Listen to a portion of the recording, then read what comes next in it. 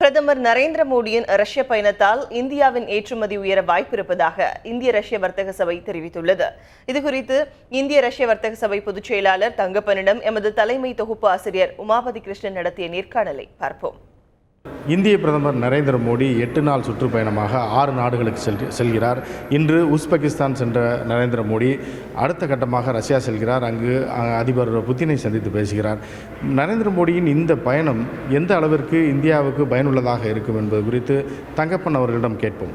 வணக்கம் சார். இப்போ இந்த இந்திய பிரதமருடைய ரஷ்ய விஜயம் எந்த அளவுக்கு இந்தியாவிற்கு பயனுள்ளதாக இருக்கும்னு நினைக்கிறேன்? பாரத பிரதமர் நரேந்திர மோடி ரஷ்யாவுக்கு செல்வது, பிரதமரான பிறகு செல்வது இது முதல் விஜயம். ரஷ்யாவிற்கு மட்டுமல்லாமல் அங்கு பிரிக்ஸ் நாடுகளுடைய தலைவர்களையும் சந்தித்து பேசுகின்றார்.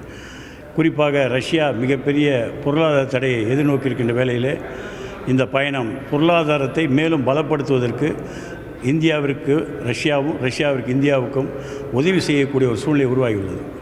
இப்போ இந்த பயணத்தை தொடர்ந்து வருகிற டிசம்பர் மாதம் புதின் இந்தியா வர்றதா இருக்காங்க. இந்த மேக் இன் இந்தியா திட்டத்தில் பல்வேறு ஒத்துழைப்பு வழங்க ரஷ்யா முடிவு செய்திருக்கிறதா தெரியுது. அது குறித்து சொல்லுங்கள். நிச்சயமாக இன்றைய உள்ள சூழ்நிலையில் ரஷ்யாவுடைய தொழில்நுட்பம் இந்தியாவிற்கு கடந்த காலங்களைப் போலவே இன்றைக்கும் அவசியம். கூடங்குளத்தில் உற்பத்தி செய்கின்ற மின்சாரம் இந்தியாவிலேயே மிகவும் மலிவான விலை. இன்றைக்கு 3வது 4வது உலைகள் வருகின்றது. இந்த இந்திய ரஷ்ய வர்த்தக சபையை பொறுத்தவரையில் உயிர் காக்கும் உபகரணங்கள், மருத்துவ உபகரணங்கள், டெக்னாலஜி ரஷ்யாவிலிருந்து இங்கே தெரிவிக்க இருக்கின்றோம்.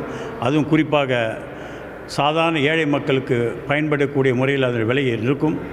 அதனுடைய உற்பத்தி தமிழகத்தின் தலைநகர் சென்னையிலே துவக்க இருக்கின்றோம் என்ற மகிழ்ச்சியான செய்தியை தெரிவித்துக் கொள்கின்றோம்.